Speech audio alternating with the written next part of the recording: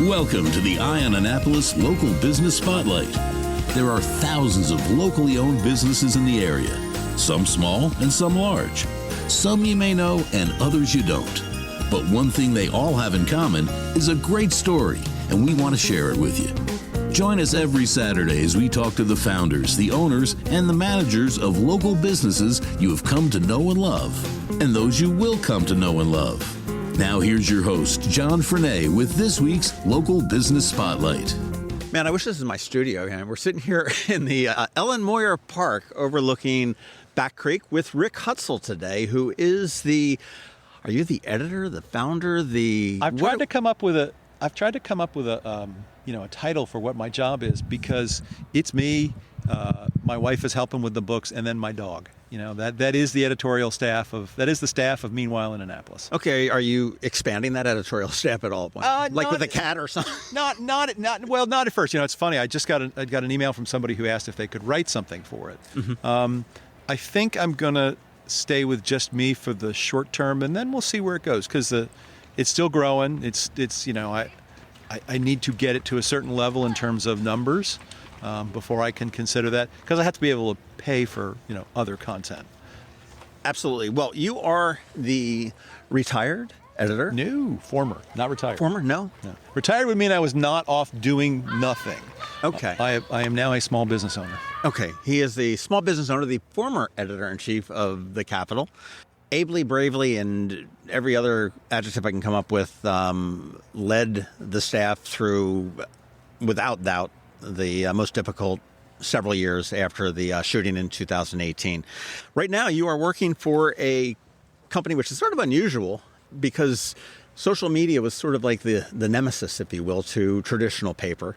But Bulletin, and you've got which is a Meta, also known as Facebook company, and you have a great, and I hesitate to say it's a column, because it's not, because you're putting out content twice a week, and it's really deep dive, thoughty stuff.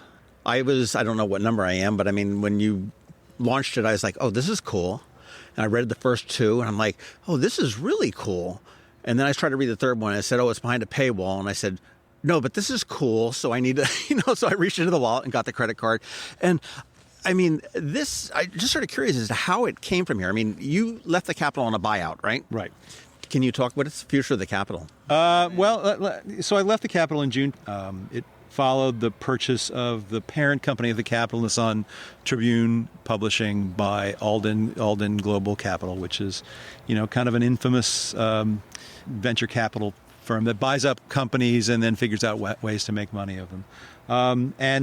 They're described as, the destroyer of newspapers. Mm-hmm. It's to a certain extent, that went into my thinking. I did not expect to leave when I did, because I didn't really think there was going to be a buyout. And if there was a buyout, I did not think that they would, give it to the editor of the paper. That's usually kind of an unusual thing. But I did apply for it because, my wife and I, we're in our 60s. We're close to thinking about retirement. And so I figured that if there was going to be a buyout, that this was going to be it. So I figured I'd better apply. And, they took it. And I appreciated the financial support to go figure something else out. And I appreciated the fact that this was their newspaper, that I had merely been borrowing it for a number of years. And so we parted ways. I took took a couple of months and started looking around for things. I applied for some non-newspaper jobs. I applied for some jobs as spokesman of this or that. None of it really felt right. It wasn't really what I wanted to do. I did apply for a job at a major newspaper and got to the final interviews, and it was just an honor to get that far. Didn't work out, and I was kind of happy with that, because the prospect of commuting from Annapolis to D.C., which was an hour each way that included a train, a bus, and a walk. Sounds like a John Candy movie. Yeah, it just wasn't what I really want to do. So, I'm kind of looking around. I started doing some freelancing. You had a piece in Time, I saw that.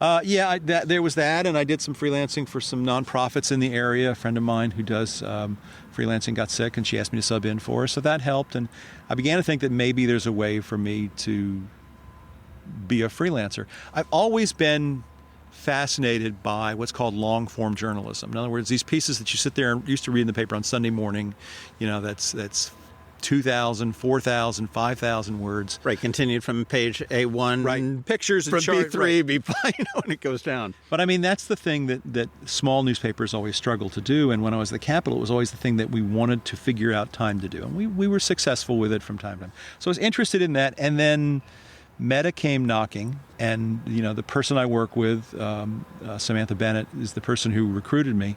And she's a Merrill graduate from Maryland, their journalism program, and she's working on this Bulletin project with others. And she called me and said, I saw that you left, and I'm interested. And we started talking about it. And really, they said we have a platform that is newsletters, but we're rolling it out very slowly because we don't want it to be a source of misinformation. We want to uplift local voices. We want to provide support for unique voices. So right now it's about 100, 150, somewhere in there. I think I was like number 124. And it really is interesting. I mean, they have all of the strength of Meta. I was doing, for something I'm writing for tomorrow, I was doing some research on their reach. 7 out of 10 Americans check their Facebook accounts once a day. Yeah, it's crazy. The statistics are crazy. 60% of Americans who have Facebook check it multiple times a day. They're everywhere. And so it was real reach, real power. They do have, they have some issues to deal with. The stuff about Instagram and the fact that they knew it was harmful to young women, according to Ms. Hagan, the whistleblower. The fact that it spreads disinformation indiscriminately. Some of those things are there. That's not what Bulletin is. Bulletin is something that's on a separate platform. It's not on the Facebook platform. I do use Facebook for, to push it out, just like we did at the Capitol. But it is a separate thing, and they're trying something new. And, I got these words from Trifilatzis, who's the publisher of The Sun and my former boss, that more journalism is good for everybody. And so that's what I'm trying to do, more journalism. Well, I will tell you, I mean, for folks that aren't aware, you want to go to Meanwhile, just Google Meanwhile in Annapolis, and it's... You can, there was a discussion with the folks at Meta about whether it made more sense to use Meanwhile in Annapolis, which is kind of an obscure name, or my name as the URL. Which is a little bit less obscure. I'm a relatively modest person. I mean, I don't like doing interviews a whole lot. I do them now because I have to push out the name of what I'm doing. And... But so the URL for my website is unbelievably rickhutzell.bulletin.com because my name shows up in Google searches. So. Well, there you go. Well, I am a fan of this, and I mean, like I said, when it first came out, you are probably the ideal person for this. And I would probably say, with the exception of Steve Gunn, because he wasn't here that long, but the editors that were before you, Tom Marquardt, Ed Casey, with the institutional knowledge of the community. I mean, not only you've been here forever, you've got employees. You had reporters, you had people that were, digging around that became part of the fabric of the community. And obviously, an awful lot about that.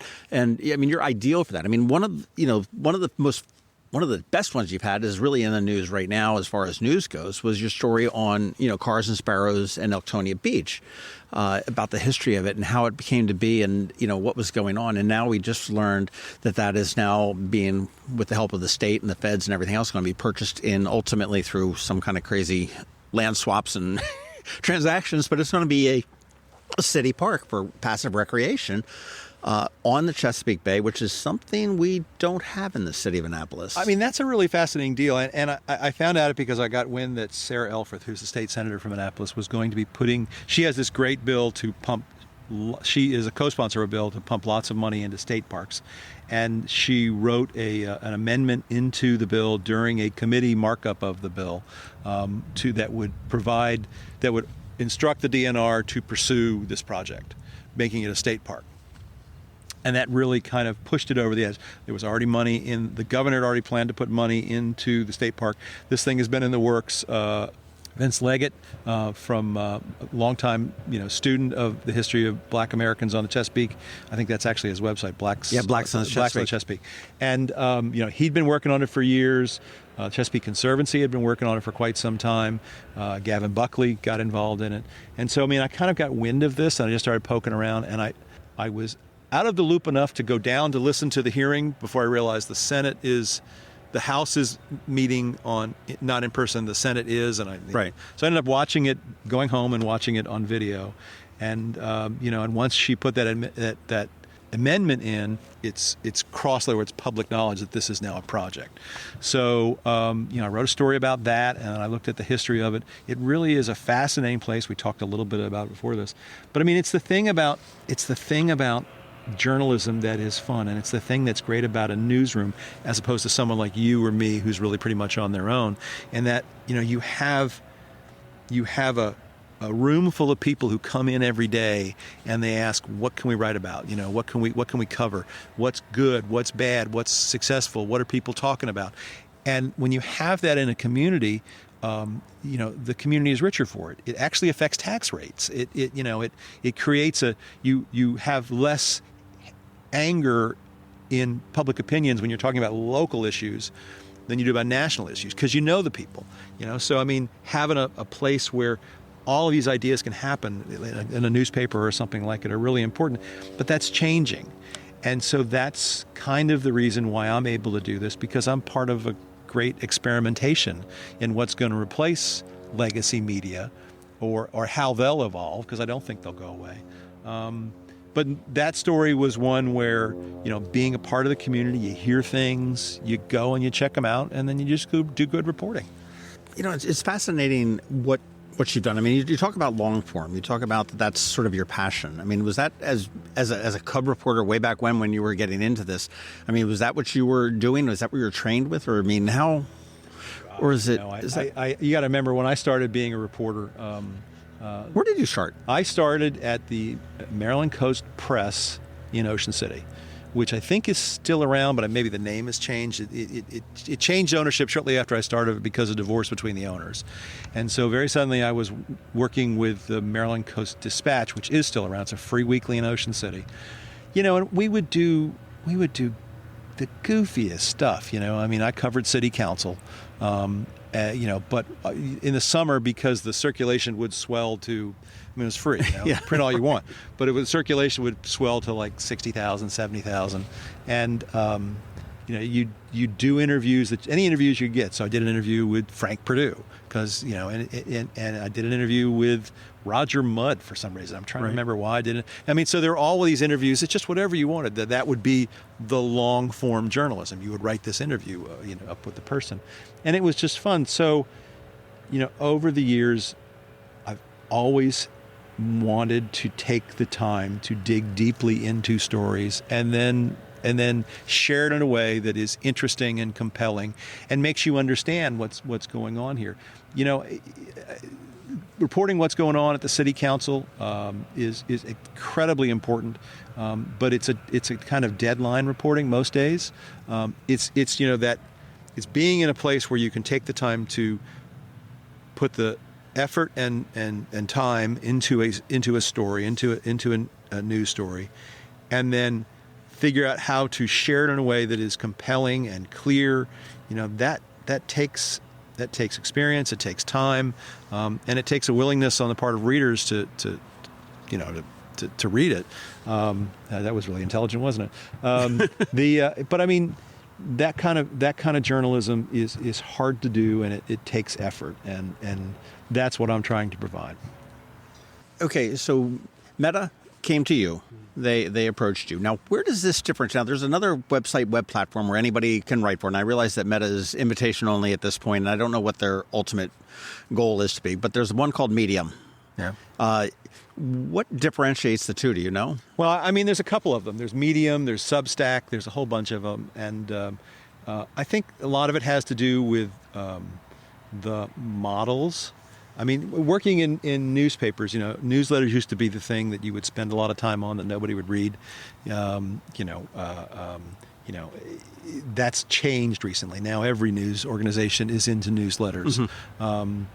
And so, I think that the idea behind Meta was to do this in a different way than Substack. I mean, there was a piece in the Washington Post recently about Substack and Medium, talking about how because those are self-selected, there's a lot of people who are putting stuff up there that's not true. Disinformation about the election. Sure. The business model is such that the person who is providing the newsletter is a customer of the platform. There's a financial arrangement there where the platform is taking a percentage of the subscriptions to host the newsletter. I think that's how it works. It's a little different right now with Meta. They are supporting these local voices, and I own the business. So at the end of my agreement with Meta, I can, the content is mine. I own the copyright, and I can do with it whatever I want, and I can take it in different directions. That's if it ends. I mean, I don't know that it does. They're also, rather than selling the service to anyone, they're trying to pick voices that have credibility, and that sounds political if you talk about it, but most of their stuff is not political. I'm actually trying not to write about politics as often as I would have when I was at the Capitol. You said that in your AMA. Yeah. Just because you'd be shocked, when you write about politics, the readership goes down. So there's a writer on there who I think is an NPR host who hosts a show about the Latino population, and she's from Central American. I want to say Guatemala, but she was in a meeting I was in, and she's writing about the cuisine of her home country. There's journalists who have worked for the papers who are now trying. So you have people who have skills and who have unique perspectives on things that bring us something a little different to it. They're starting it small because they want to see where it goes, because it is a market that has other things. If you subscribe to the New York Times, they will send you a newsletter for anything. It's amazing how many you can get. And even in this community, you've got Ryan Snedden and the Annapolis Scoop. The Capitol has newsletters. The Baltimore Sun has newsletters. Washington Post has newsletters. Do you have a newsletter? It comes to your news. Yeah, it comes to your newsletter. I go to the podcast every day. So it's a way to push your readership in to people's email boxes, and it's very effective. Part of I'm not solving any problems with, we'll say, legacy media, but as technology has evolved over the last 20 years, people are just getting their news, getting their information, not necessarily just news, in just different ways. Some people want to listen to it, and they'll listen to WTOP. Some people, no, I need the ink on my thumbs and my things, which doesn't happen anymore, but I miss that. Yeah. They solved that problem. Yeah. That was always a good thing. It's Sunday morning. You the black fingertips. You know exactly what you were doing in the morning. Others would watch the evening news. Others are listening to podcasts. Others are going to the online websites to figure out what they are. And I think that there's place in the world, and I think that Meta, Facebook, meanwhile, in Annapolis, has found a place for that. You're not seeing, and it's not a diss on the Capitol by any means, but you're not seeing the long form stuff to the degree that you've presented so far in there. And let's face it. You've got to be every media organization, no matter what level they are on, whether it be Ryan and the Naptown Scoop or me or you or whatever. We're working with less. Your staff is, yourself, your dog, and my wife, and your unpaid wife. Well, if you pay me, you're paying my wife. So. But we're going, and what we're talking about in Annapolis is a microcosm of what's going on in news media in this country. I don't know very much about news media in other countries, but I do know a little bit about it in this country, just from reading and being a part of it for so long. And that is, legacy media, particularly newspapers, their readership is declining. It's because people are finding their news in other ways.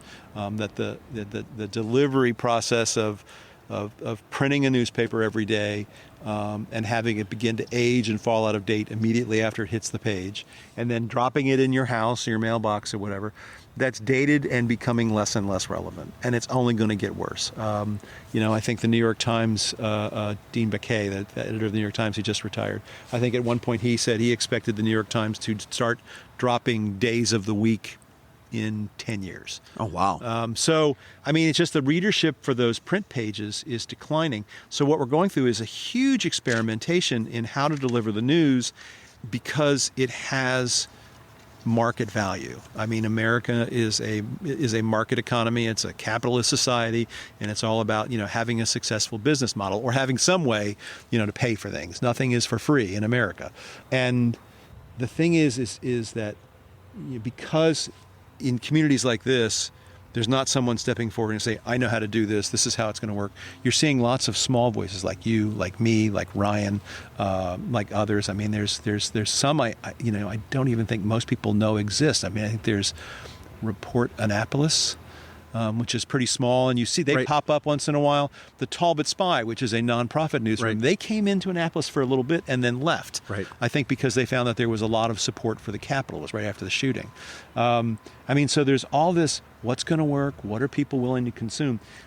As these ideas mature, and because it's a market-based, succeed or fail, as the good ideas grow, they'll become financially successful. They'll be able to become more powerful. They'll be able to, it's just like a forest. The big trees knock out the little trees. Larger voice. Right. I don't think you or I will live to see the end of this experiment, but my kids will see it. I agree. I mean, I think it's interesting that in my realm, when I go around talking to different people, I mean, people say, "Oh, I've never heard about Ion Annapolis," and I'll be like, "Well, okay, we've been around for like 12 years, and da da da da," and that's somewhat surprising to me. Other like, "Oh, it's just the Capitol. That's it." And I think the Naptown Scoop has a great reach and they've growth, and I'm also surprised when people say, "Oh, I've never heard of that." I got to look something up because I think that the fact that somebody has not heard of Ion Annapolis is unbelievable. So let's see. Wait a minute. Can I read it in the sunshine? You have 100 and is that right? No, you have 53,000 followers on Twitter. Yeah, that's a lot. Again, not all of them are in Annapolis. Sure, it's and some of them are your brother-in-law who are following you because he loves you. Yeah, but I mean, well, you look at Anne Arundel County. Okay, it's got 500,000 people. We'll say for this. Okay, so there's 10% of that. Okay, so there's 90% that has no idea that, and obviously there's not all on Twitter. But I mean, it still amazes me that, and there are some people that I've talked to that say, "Oh, the Capitol. I stopped subscribing a long time ago. Are they still around?" Yeah, and it may not be in Annapolis. I mean, I think that a lot of people, obviously, as the Capitol has, its footprint has come in a little bit, and its resources have been pressured. The area it is able to serve has shrunk a little bit. I heard recently that the school board member from Pasadena doesn't really care what's in the Capitol because nobody in Pasadena reads it. I don't know if they ever did, but they read the Maryland Gazette. That's because they're the left. No. I mean, so here's the thing that is lost when you lose that kind of. Everybody reads, or everybody at least has to be aware of what's in a media outlet like the Capitol. And that is, you have a consensus on what the issues of the day are. You have a consensus that these are the facts that we can argue over, that these are the facts. And so by having all of these disparate little media outlets, I think there's the Pasadena Voice is restarting. I heard that they're looking to hire an editor. And that's the Severna Park Voice, one of their things. Right. As these things are around, they provide different viewpoints on the news and different ways of capturing the news, and that's fine. What's bad is that when you have news outlets or organizations that say they're news outlets that tailor their information so that it appeals to someone's worldview, it doesn't challenge them, and that's that kind of journalism ethic that's missing, I think, in a lot of these things, like on Substack or like on Medium or maybe even on some meta channels. There's the Capitol certainly always looked at the world from Annapolis. Remember the old New Yorker cartoon? It would be a picture of the New York skyline, and then it would be New Jersey, a little smaller. And by the time you got to San Francisco, it's just a dot on the edge. That's the way the Capitol always looked at the world. Annapolis, all caps, Edgewater, Severna Park, first capital letters, Deal, and Brooklyn Park, little letters, and then Baltimore. We don't really care. Right, Baltimore's got their big B, and they're on page A4. Right. Yeah. Interesting. Well, I always thought it was funny that if you look at and I think it happens with any media thing, but it's you look at a letter to the editor, and it's like, oh my God, the Capitol again. They're just such a left-wing shill for And then tomorrow's letter is like, oh my God, the Capitol, just such a right-wing shill. So that's how you know you're doing it right, when you get it from all sides.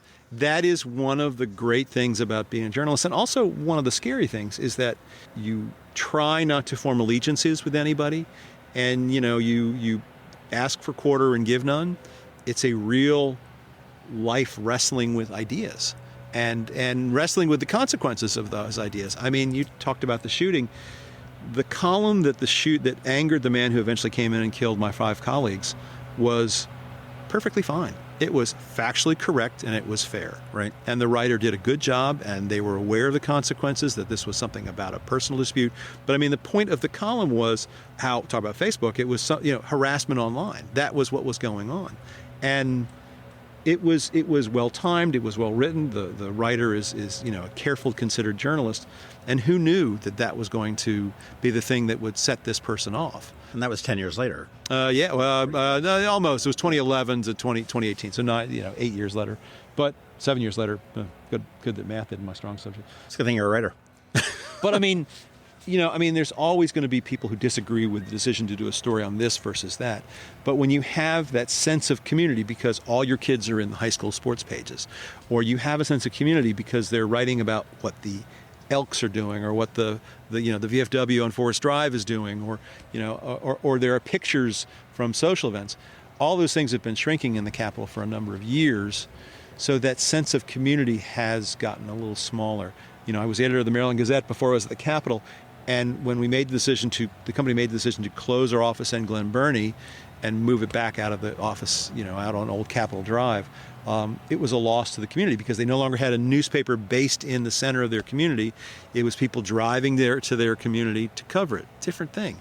It's the same thing when Tribune decided to close the office of the Capitol in Annapolis. It's people who are driving to Annapolis to write about it. Baltimoreans coming down here to cover. Annapolis, we were talking about this. Annapolis is a ridiculously expensive place to buy a home or rent. Absolutely. And so, I have no qualms with a reporter who's making some of the ridiculously low salaries that they pay at the Capitol, decides to find a nice townhouse with a couple of roommates in downtown Baltimore, because there's not something equivalent in Annapolis. Oh, you can't fault anybody for that. Absolutely. And I mean, the price of housing, and hopefully we're working on figuring ways to make housing in Anne Arundel County a little bit more affordable. I had heard at one point that something like 70% of the firefighters, because they mostly work shifts, live outside of the county.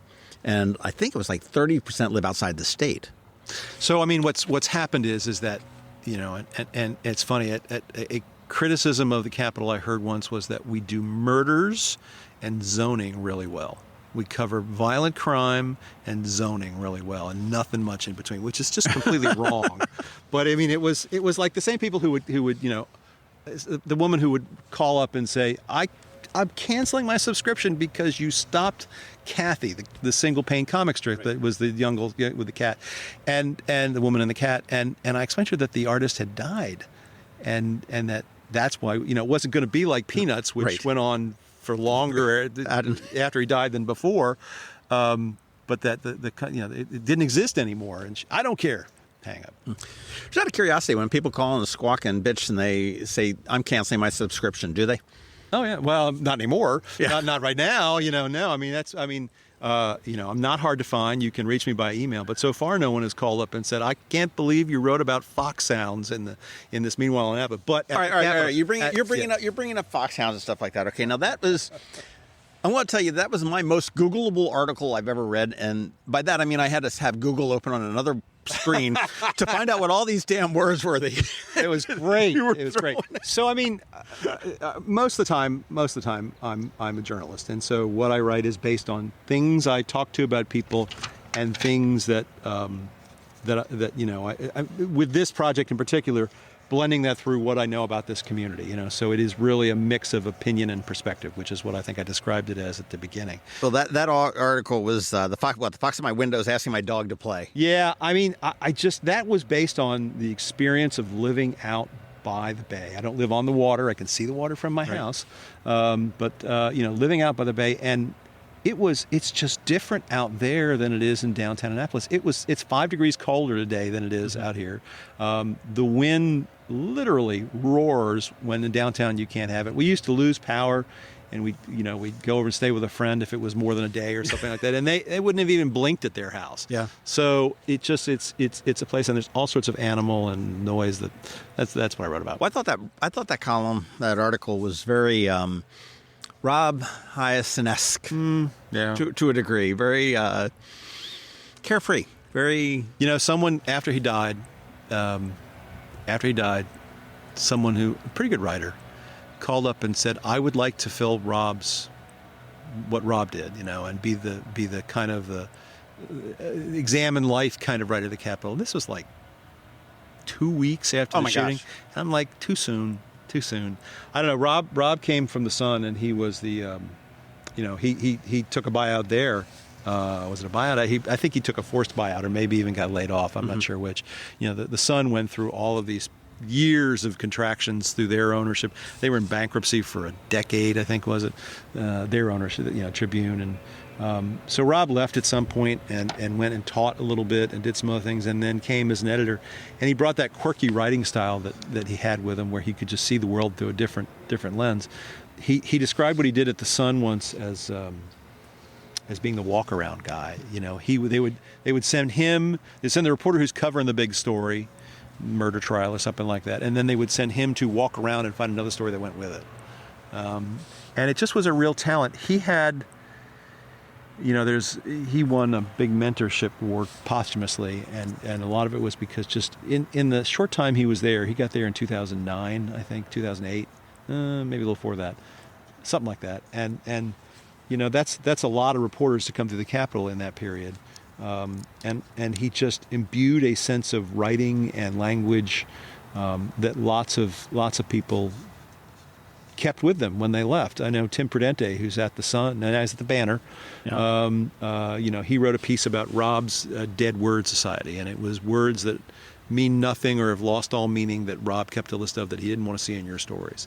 And it was a testament to his ability as a human being that people who read that, who had worked with Rob, thought I thought I was the only one he did that with. I didn't know that was. I thought that was my relationship with him, and turns out it was his skill as an editor. Well, I know several reporters that have been mentored by him, and they all say the same thing. Yeah. They said he was just absolutely amazing. But back to your article. I mean, just some of the words that I was working on. Okay, Vulpes. Okay, my Latin jumped into me there with the whole thing. But onomatopoeia, I'm going to say that's probably the first column you've ever written with that word. Who doesn't know onomatopoeia? Oh, I know what it is, but I mean, you probably don't use it that frequently. Well, that's because it's too long for a newspaper column. That's one of the great things about this piece I'm doing. I can write 2,000. I think that was like 2,000 words or something like that. A newspaper column, a classic newspaper, is a column long, which means about 650 words. Okay. In the Capitol. Maybe you get a little longer if you get a jump and you're displayed certain ways, but. I'm able to write at greater length, and that's a joy. It's but stridulation. I had to look that one up. Can't even me pronounce too. I this. had to look that one up. This one, psithurism. So you don't. The P is silent. So Scytherism. Scytherism. It's the sound of the wind going through the leaves in a tree. And geckers, that was another one. That's a real thing. That's a noise if you live near foxes, you've heard that. And then, then I had to pull out my Greek mythology with all the Boreas and the Zephyrs. And one of the things that I had a lot of fun with that was word choice. I mean, that was really something that I tried. That was more about the writing of it than the journalism in it, because it was all based on personal experience. And not that that's not a form of journalism, but I don't know that sitting and listening someplace for 20 years and writing about it. There's a great book by I forget his name, but he's lived out in the woods in Vermont for 50 years, and he writes about all these books about following the nature on this piece of land he owned. It's great. And so I was thinking about that, but that was really more about the writing of it. So I was very careful of the words. I got down to the end, and I made a choice to use Haudenosaunee. I don't know how you pronounce it. But it's the name for the people that we know as Iroquois that they would call themselves. Iroquois would be a name that was given to them by other tribes, okay. Right? Remember from school, the Iroquois Confederation, Mohawk, all this. Right. So they're the Haudenosaunee, and the Algonquin were the two major language groups in North America when the Europeans arrived. and Algonquin would have been the language that would have been spoken here. Iroquois, Haudenosaunee, they were around somewhere. I'm butchering that word. So I mean, I did have to look up those words. I didn't know the words for wind for them, but I've always thought that that's something that we lost here by not having the native culture here didn't survive our arrival, and that we lost what they call place. We've got names, right? Assateague, growing up in Ocean City as a kid, that was a great joke. Assawoman Bay, right? Well, that there's a really terrible joke with that one. But Assateague, what's it mean? It means you mean this place here, Wicomico, Potomac, all these places that we take for granted. They're all their names. But the languages themselves are extinct. So yeah, interesting. You happy now? Was I unhappy at the Capitol? No. Am I happy now? Yeah. I think that clearly I'm in a job with less pressure because fewer people depend on me. I have responsibility for making decisions that affect fewer people. So that's it. I sleep better. That's what I always said when I owned several travel agencies when I finally sold off. Wagonlit Carson. Back Carlson Wagonlit. Yeah. There you go. I was close. Not having employees. Oh my God, that was freaking great. Yeah. Because that's a lot of stressful. I mean, and you've got to make sure that you're putting Thanksgiving dinner on their tables. But I mean, the flip of that is that you don't have someone to talk about a story with. You don't have, and that's one of the values of a newsroom. You don't have, people to get excited about. A reporter once described me as a newsroom tornado because something would happen, and I would come skipping out of my office to say, "Hey, who is working on the story about the economic development director who, was breaking into his neighbors' apartments and fondling their underwear?" Just stories that you go, "Oh my God, I can't believe! Can you believe this happened?" Get something on it, get it up now. That's gone. But there are joys to doing this as a solo act too. Yeah, I mean it's a lonely existence. I agree. Yeah. And you're all working out of your home, I'm assuming at this point. Yeah, I had to figure out the square space of my office for tax purposes. Tape measures, stuff like that. And you are doing 2 articles a week. I am trying to do more. So, I mean, these things are taking time. I'm working on one now that I thought I would finish this week that is now looking like it may even push into April because it involves, getting documents from Public Information Act and things of that nature. And so, I mean, a lot of it is having several things working at once and landing the best ones when it's best to provide to the reader. I'm trying to provide more premium content, things as opposed to someone who gets the free stuff, someone who pays, trying to make sure those people who pay for the subscription get something that's unique to them. Sure, it's so valuable. I think you'll probably start seeing me do 3 a week real soon. Interesting. Now, how, I mean, obviously your audience is growing as more people know about that. But I mean, do you publish this, just write it up in Word and upload it to? That's one of the advantages. I mean, I don't know how much you deal with in journalism, in the technological side of newsrooms. It's called a content management system, a CMS. And basically, it's what you write on and how you publish it and how you make it look nice and bring in pictures and all that thing. And that's all technology that that Bulletin provided. And it's new. They're adding more things to it. I was delighted when I was able to change my homepage, essentially change the top of it from white to blue. Woohoo. Okay. Just the little things. I agree. Yeah, right. I mean, so these are things, they were recently added. At the bottom of each column, there's a way for you to send me a comment directly. I recently wrote something exploring why gas prices are what they are around Annapolis, trying to not write about global markets and things of that nature, which, are beyond my ken. But I mean, I wrote about it, and I got comments from Texas. There is that's something that they added. I will say that Bulletin has been very good in terms of helping me understand how to put out a newsletter. That's great. I mean, they certainly have the backing behind them to be able to do that, the technical chops and everything else that nobody does have. I think my wife was worried the day their stock fell 25%. I forget what happened. Right. Something happened. I don't know. Was it in Washington? Was it a technical? Something happened, and Meta's stock fell 25%, which meant Mark Zuckerberg was merely the richest person in the world by X factor instead of X plus Y. Right. My wife said, are you going to get paid? And I'm like, yeah, I think I'm pretty sure they're going to be able to cover it. Yeah. Well, it's like when Mackenzie and Jeff Bezos divorced. It was like, here's a woman that divorced the world's richest guy, lost his half of his fortune, still kept the number one spot, and she moved up to number 3. Still, wrote a check to say I'm going into space. It's crazy. Well, congratulations on Meanwhile in Annapolis. I do enjoy it. I do encourage everybody to subscribe to it. Check it out. I mean, it is long form, and I mean, there are some. He's taking a picture. Yeah, you'll see that on social media. But do it. Rick Hutzell Bulletin.com. That's it. Is the website. And check it out. It's really it is interesting stuff. I mean, you've got I say lifelong. I mean, you grew up in Ocean City, but you've been in Annapolis for October 1987. Long time. Yeah. And has the connections as being the editor of the Capitol for so many years, and it's really a unique thing that can exist so well side by side with the Capitol, with Eye on Annapolis, with Naptown Scoop, with What's Up, with whatever it is. It's you're doing something different, and it's really pretty very, very cool. Thank you. It's been a lot of fun. Absolutely. Well, thank you for enjoying this sunshine day here. Beautiful. Yeah, I think I'm not sure if this is really spring yet, though. I don't trust this Maryland weather. I think this is it. Thanks for listening to this week's Local Business Spotlight. Please make sure to visit eyeonannapolis.net for all your local news, events, and opinion. And in case you haven't already, please subscribe to the Eye on Annapolis Daily News Brief, where we bring you all the day's local news direct to your phone, tablet, or computer in about 10 minutes. It comes to you at 6 a.m. every Monday through Friday, and you can subscribe on Apple Podcasts, Google Podcasts, or wherever you get your podcasts.